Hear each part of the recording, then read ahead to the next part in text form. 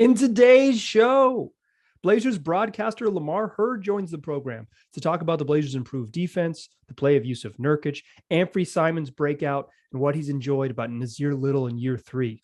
Welcome to Locked On Blazers. Let's get into it.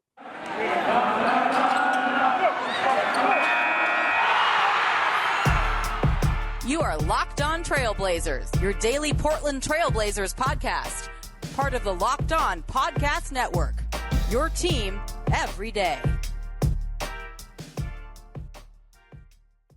What up, world? It's your past first point guard and Trailblazers reporter Mike Richmond. You are listening to another episode of Locked On Blazers, part of the Locked On Podcast Network, available wherever you get podcasts, and now also on YouTube. If you're listening to my voice and you haven't subscribed to the YouTube channel yet, remedy that situation. Go to YouTube, search Locked On Blazers, subscribe to the show. Today's episode is a very, very special one. We are joined by H-Town's finest, a legend in the Mid-Willamette Valley, straight out of core Vegas and on your TV screen 4, sometimes 5 nights a week, the way the league works. Trailblazers broadcaster Lamar Hurd. Lamar, how you doing, man? Mike, I'm doing good. Thank you for the flair around the introduction. That's definitely one of the best I have ever heard before. And it's an honor to join your podcast now because Kevin Calabro and I, we like your podcast. We talk about it often. We appreciate the insights and it's just entertaining. It's fun. So this is a joy to be with you today. Hey, well, thanks, man. You and Casey helped me appreciate the Blazers more. So, and that's what this show's all about. Is learning to appreciate the team you love more. Finding joy in basketball, finding reasons to be excited about it, and getting a little bit smarter about the game. I think the strengths of the broadcast is that you guys make listeners smarter, particularly because you are always noticing small little details and you're not afraid to share them, even the most minute things. I really love it. Speaking of those minute details, are the Blazers getting better on defense? Like, we're recording this on a Saturday. They just by the time you hear this, listeners, the Blazers will already have played the Raptors on Sunday evening, but they're just coming off a really nice win, maybe their best win of the season, one of their best wins of the season for sure, against the Celtics. It kind of feels like their defense is playing better. Are you seeing that, Lamar? Yeah. So hopefully they don't lay an egg defensively against the Raptors, because then it's going to go against everything that I'm about to say. Because yes, Mike, the defense has been noticeably better to me, not just in the game against Boston most recently, but the last few weeks. And I've mentioned this on a couple broadcasts. I just vividly remember the game at the Lakers arena, so formerly Staples, now Crypto.com. And the Lakers broadcaster getting the branding right. I love that. Yeah, trying. The Lakers, they blew the doors off the Blazers. They had a great first quarter, and it would have appeared that there was nothing positive going on about the Blazers defense. But even at that time, I noticed, and I mentioned a few times on that broadcast, they're doing some things right now that they were not doing earlier in the year. Like there's a connectedness. There is more of an understanding, more of a principled stance defensively that I didn't see before. Like when I see defenses, particularly a zone, the first thing I look to see, like, is it a space zone? Is it a 2-3? Is it a 1-3-1? I mean, is it something where your responsibilities are space, or is it more of a matchup zone where your responsibilities are more man? And then from there, okay, if it's a matchup, what's the guy in the middle doing? Is his responsibility guard everything in the paint? Are they willing to drag their center out of the paint? And then now what do the weak side guys do from that? Right. Like, how are they rotating out of this? And typically, Mike, in a good defense, you would notice you should be able to see some type of principles that they are following. And back in November, that wasn't the case. I wasn't seeing principles defensively. Like, it was easy for teams to just get shots against their zone as soon as they went into it. And then even the man-to-man is better now. So the defense, I feel like, has been on a steady climb. It's been a steady improvement to get to the place where we just saw it in a game yesterday against Boston. Yeah, I think they held Boston without a field goal in the final 7 minutes, almost exclusively in zone. They mostly play zone off of makes, and they were coming back, and they were making shots. So they were mostly playing zone. But early in the season, you could just overload the zone. And by that, I mean just add a fourth guy to that side of the floor, and it was a wide open shot. And wherever you wanted it, if you wanted it in the corner, you could go get it. If you wanted it at the top of the key or at the wing, you could go get it. Like, all you do is overload the Blazers zone. They wouldn't be able to communicate. They wouldn't be able to match up, and you'd get it. It's not it's not like this is an elite juggernaut defensive team. It's just like that sort of like, I've bragged about this in the past, but I was a relatively successful middle school basketball coach for a couple seasons. I would overload your zone and make you guard it. It was like that level of sort of defense for the Blazers, where it was like they were making really simple mistakes. Shout out to the Colbert Middle School Cougars, but Coach Mike. Yeah, and shout out to Coach Brandon Mangum. Definitely not listening. Haven't talked to him in a while, but I'm sure Brandon's out there making it happen. Yeah, the Blazers sort of just they've taken strides to be from one pass or one cut, just destroying it, to being connected. And I thought you really saw that against the Celtics. And Mike, it's gotten to the place now where they are switching defenses within a possession at times. Right. They'll start a possession, maybe zone, and then end it with man, or vice versa. So to go from what we were seeing just a couple months ago to where they're at now, when one guy was playing man and the other four were playing zone. That's the thing. Back then it would look like, oh, they went zone early in that possession and then they ended it with man. That wasn't by design. Right. That was just people weren't on the same page. It was a mess, man. So it's really cool seeing how it has all come to be where it's at now, where they're relying on their defense. Right. Like, there's post game where they're talking about, we let our defense kind of activate our offense. And, players sometimes just say that to say it. Right. They're actually doing that. They really believe, like, all right, we'll go in there, we'll lock down at this time. So it's just leaps and bounds ahead of where we just were a couple months ago. I want to take a quick moment to tell you about Prize Picks. You've been hearing me tell you about Prize Picks for months, but if you haven't signed up, now is a wonderful time because Prize Picks is offering an exclusive no-brainer offer. You want to get a free $50? Here's what you do. Go to prizepicks.com or download the app in whatever mobile app store you got on your cell phone and put in the promo code NBA. Make a selection. And if your selection, anyone on that selection, scores 1 point, you'll get $50 deposited into your account. Super simple, super easy. I've enjoyed using Prize Picks. I use the app, but you can use their website. Like I said, prizepicks.com. You pick between 2 and 5 players, and you're just picking over-under projections set by Prize Picks. No field, no experts, just you picking over-under on points, on rebounds, on assists. It's super easy, super easy to use, super easy to win, and now they're incentivizing it. Go ahead, set up your first ballot, use the promo code NBA, and pick Anfernee Simons. Ant's going to score 1 point. You're going to get a free $50. That's Prize Picks, daily fantasy made easy.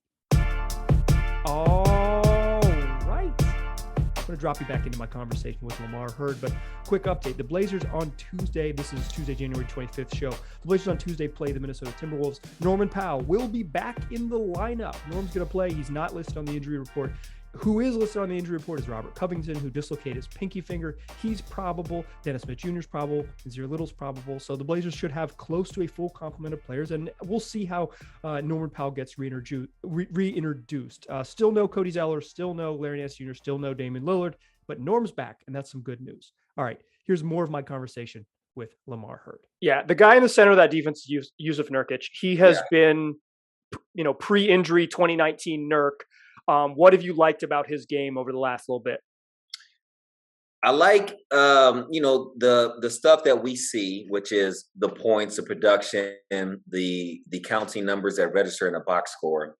But more than anything, the mindset. That's always been my thing with Nurk, is kind of what's going to be the mindset coming into this game.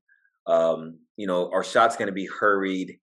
He's the kind of guy where he doesn't get in trouble when he's late. He gets in trouble when he's early with certain things, when he tries to speed things up. And not just that element of the mindset, but also the mindset of where things were at the start of the season, where he really wasn't touching the ball that much. He wasn't getting back to the baskets. Like, the ball was running through him, but it was out 10, 15 feet. It was at the elbow, high 25 feet even, all that. It wasn't saying, we're going to give it to you for you to end the play. It was, we're going to give it to you so you can dribble hand off and do all that. So there's a whole different trust that comes with it when you say, no, we're just going to post you up because we believe you're better than people back to the basket. And I would talk about that quite a bit early in the season, where Nurk would post up and he might be having a good game. And I always felt like if he's having a good game, I think they should go to him more to figure out, what do you have in him? Is this 2019 Nurk? Is this the Nurk we just saw in the game against Boston? Or is it Nurk that has had his ups and downs and has rushed things? And So there would be times early in the season where I felt like we know what Dame is, we know what CJ, we know what Norm. We have an idea of maybe not their ceilings, but we have an idea of who they are as players. We don't really know for sure what Nurk is and if he can return to that form. So there were times where I felt like early on in the season, the team should have explored that more, and they didn't, and they have their own reasons for doing it. Now they're at a place though where it's like, okay, we feel like it's a two-way street. Nurk has done what he needs to do to get to a place where we feel like we can give him the ball more. They're doing that. So not just the mindset on a game-to-game basis has impressed me, but the mindset to hang in there from the start of the season. Because Mike, Nurk very well could be looking at it like, well, this seems new to you guys, but if y'all have been doing this, if you've been posting me up back in November and giving me all these, part of Nurk is feeling that way. You know how he is. Part of Nurk is like what I tell you. I tell you. Yeah. So it could be easy to feel that way and then almost have some resentment. Right. Now that you're hooping, but it hasn't been that for him. He's been really happy, and he has expressed multiple times how close he feels like the team is right now. Yeah. So, sometimes that happens. Like guys are out because of injury or protocols or whatever. Roles start to get a little more clearly defined. Guys get used a little bit more in spaces where they would like to be used. So that's what's been happening. Just kind of a mixture of all those things. Yeah, I mean, it didn't really come about until Dame was out, Norm was out, CJ was out, and it was like, okay, Nurk, you have to be the second guy. Like, it became a necessity. The Blazers' 4 best offensive players are score-first guards. That is just who they are. But so, like, Nurk not getting touches, and I think they wanted to get him to, it's just, some of it is just who he plays with. Damian Lillard, very good pick-and-roll player. He's going to run pick-and-rolls because he's, at his peak, one of the 10 best players in the league. He's very, very good. It's what he's comfortable with. But then it became this necessity. Okay, we've got to get you the ball. They started going to him. Since January, he's almost tripled his post touches per game. Like it's gone up from under 3 to about 9. That's a stat that I want to give credit where it's due. Danny Morang of Jack's Ramsey sent that to me when we were discussing Nurk post ups because I was kind of joking about like, sure have seen a lot of them. And he sent me that number. So credit to Danny, but I think that volume has allowed Nurk to be patient because early on in the season, like you're talking about, when he's getting 2-3 touches a game, he wants to prove it. He wants to earn it so bad. And you could see the anxiousness, and you don't know when he's going to get that same back to the basket touch again because he might get 3 all night, and he knows that this is his third, and there's no way a fourth is coming. So he has to earn it, and earn it means you bowl someone over in the post, or you don't take that third step to get your balance under you, or you flip it up from 4.5 when it's like, just get inside 3 feet, Nurk, make it happen, dog. And now that he knows he's going to get 8-9 touches, he's being much more patient. He's become a much better post passer with this. Like you could see him playmaking out of the post in a way that he didn't before, because when he got it before, he had to go score. He had to shoot. Right. He had to shoot. Yeah. Yeah. I think the volume, and I think that has really helped. And then like just straight up, he's stronger than most of the dudes he plays against. Yes. So like stronger and bigger. Yeah. So he just like a lot of nights, even if it's a direct 5 post up, which I don't love, he's stronger than them. But if it's a switch, it's over. And he's learning that, and his teammates are learning that too.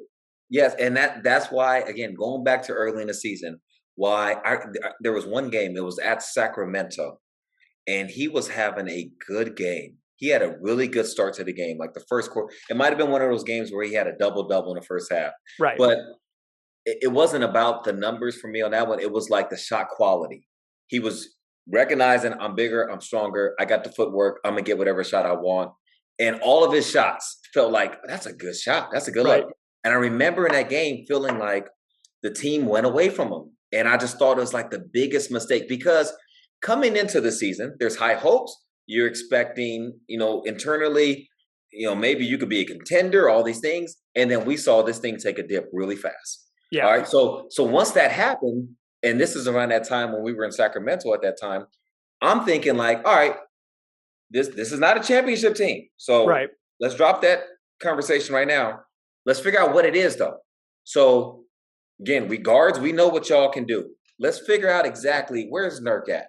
And on a night where he's having a good game, I feel like that's a time to have a deep exploration to see, okay, let's give him the rock. so that we can see once we get into January, February, if the team is still whole, like if Dame is still out there, right? Do we need to rethink what we are doing? Even though we have one of the 10 best pick and roll players, if we got 2019 Nurk back, do we need to go from 3 post-ups to 6? Maybe it's not 9. Right. So that's where I felt like, the team had an opportunity to do that. And that's why I credit Nurk, because he stayed the course the whole time. So and he's been awesome. Yeah. One of the dudes making those reads, getting the ball to Nurk in the post is what I want to ask you about next. Take a moment real quick to tell you about BetOnline.ag. Fastest and easiest way to bet on all your sports action. It's pretty simple. Whatever that sports action is, you're going to find it there on BetOnline. Whether that is the NBA regular season, whether that's the final couple games of the NFL playoffs, whether that's the NHL's regular season or soccer all over the globe, combat sports, or even your favorite Vegas casino games, all available at BetOnline.ag, all with more lines and more props and more odds than ever before. All accessible on your mobile device or your desktop computer. And no matter how you're getting there, make sure you use the promo code LOCKEDON to get a 50% welcome bonus when you're making your first deposit. That's promo code LOCKEDON for a 50% welcome bonus at betonline.ag. It's BetOnline, where the game starts. Still a pass first point guard. Still Mike Richmond. Still listen to Locked On Blazers. How about a little more from my conversation with Lamar Hurd? I'm going to drop you back in so we can wrap up a great chat with Lamar. Every time's been pretty good, huh?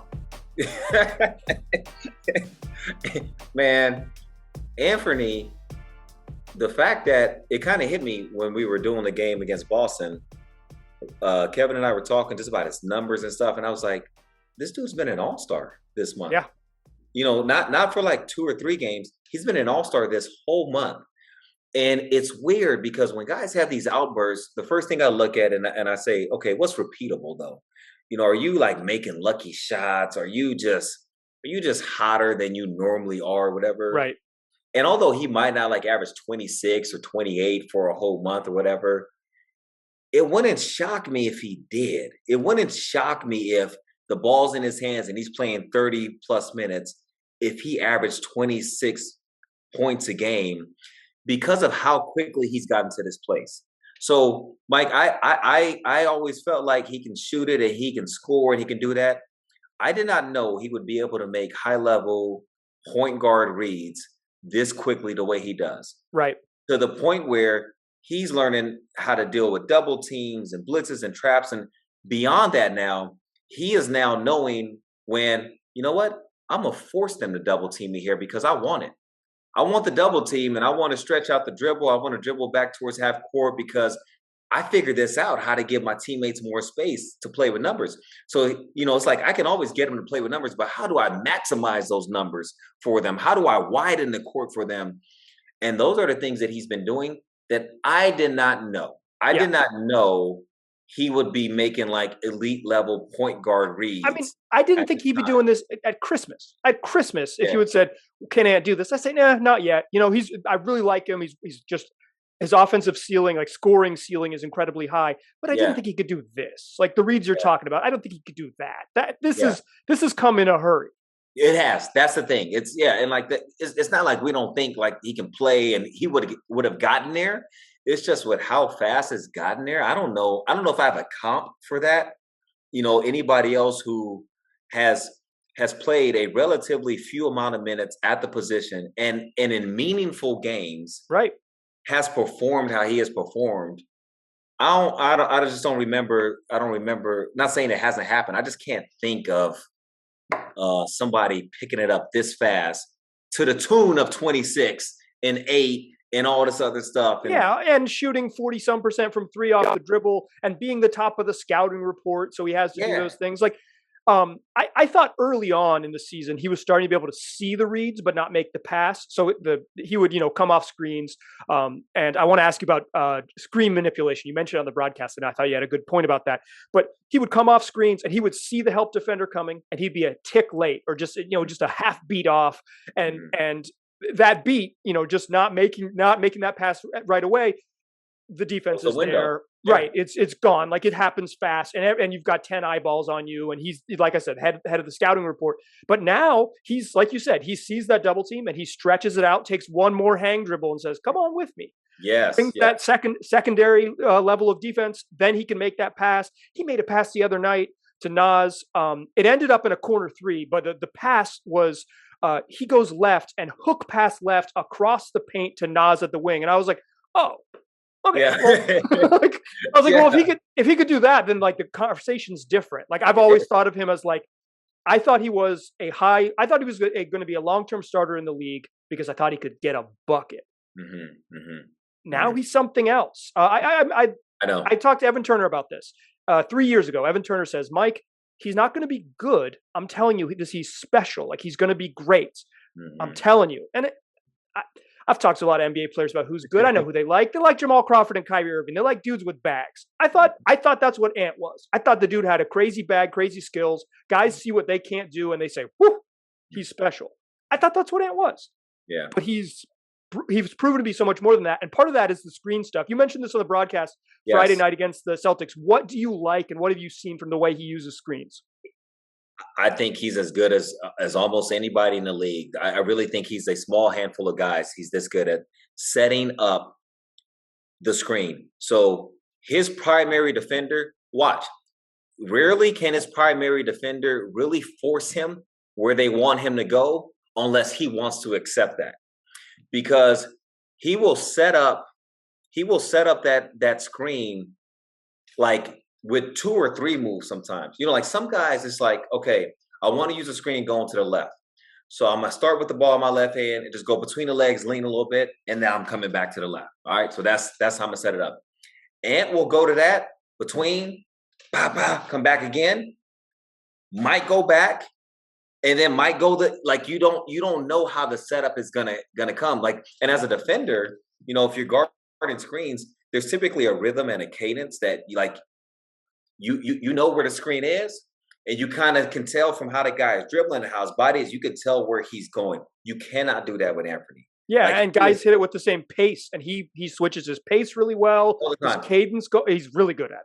And now Nurk and him, somehow they've already developed a good enough chemistry where Nurk will flip screens at the right times, where it seems like Ant is going one way, and it's gotten to a place where Nurk will flip it and know that Ant can dance his way back over here. So there's certain times where the screen is not set up for Anfernee to use the flip screen. Like, it's kind of hard. The defender's right there, but Ant might just bounce back real quick behind the back. Like, that part to me, like, as you're talking about, like, okay, I knew this dude would be good and I knew he'd do this. I didn't know that would look like that, though. Yeah. That's that for me. Yeah, like, I love screens that's tough. I love the micro skills of basketball, right? Like the macro skills, oh, he can shoot. Oh, he's really explosive. The micro skills, setting up a screen, being able to pass, see those passes and make it with your left hand off a live dribble. I love that stuff. It's one of the reasons I love you on the broadcast, because you will get excited about the micro skills. And I'm like, tell them, Lamar.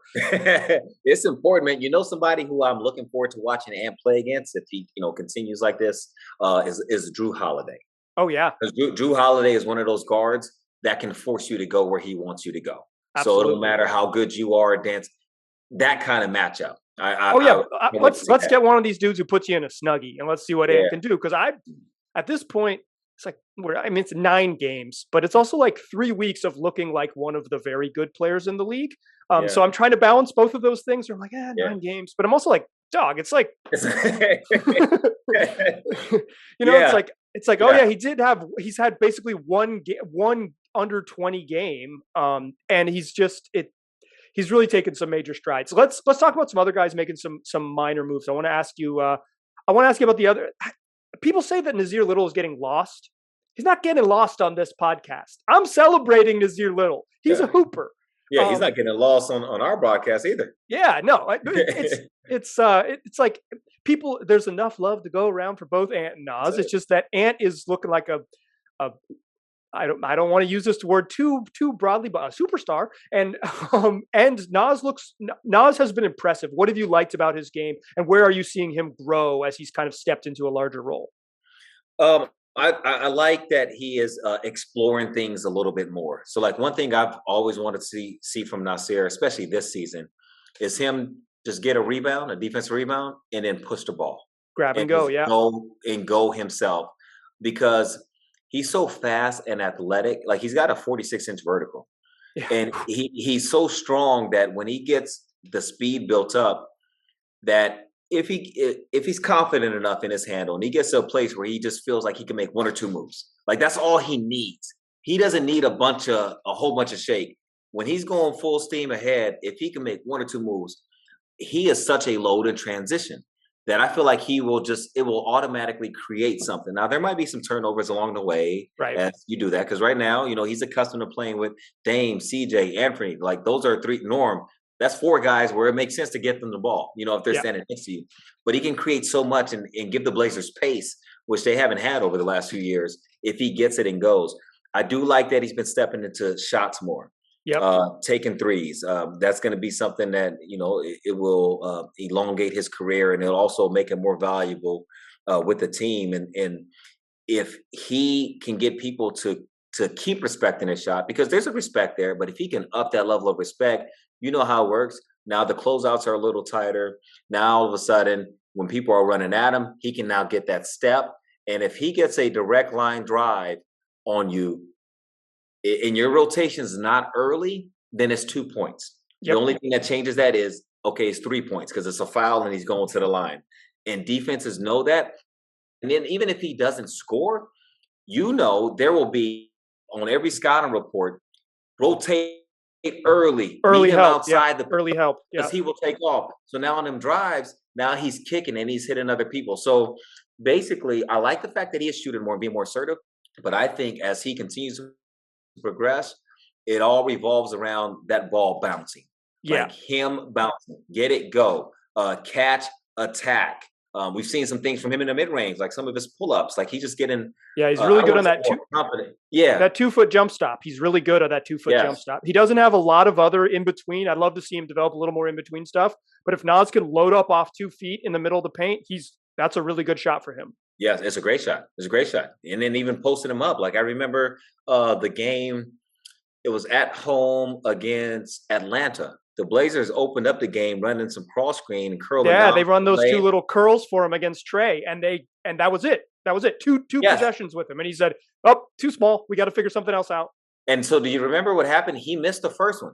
So the first one he missed, but the attempt was so good, and I think I said it on the broadcast. I just hope that the team did not go away from it, because that's where you cannot be discouraged by the result of the missed shot. It's like it should be more encouraged by the quality of the shot. The process was good. Yeah. And they went back to it, and then that's a Chauncey Billups special. He goes back to stuff. Yeah. Go back to it. Yeah, he does. Yeah, he runs ATOs where he runs the same. He'll call a timeout to get to a set, and they'll look at the same action twice. They did it against Boston, and I think you identified it on the broadcast. But they do it all the time. They did it against Atlanta. They ran the same action, ball reversal, cross screen, curl into the paint, look for that curl. And the first time he missed it, the second time he got a bucket.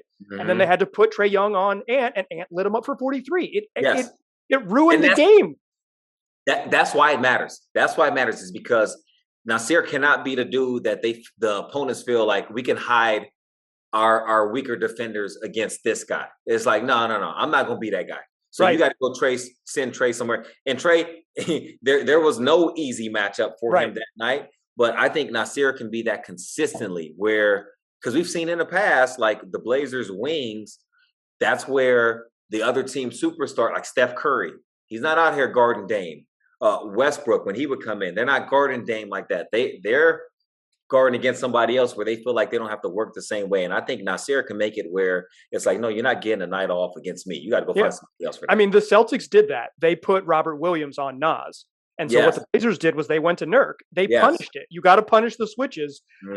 It's a sign of, and I think early in the season, Chauncey had too much stuff in the playbook. He has simplified it and let them do more stuff. And some of it is just he admitted that he kind of was like, less thinking, let's just keep it simple.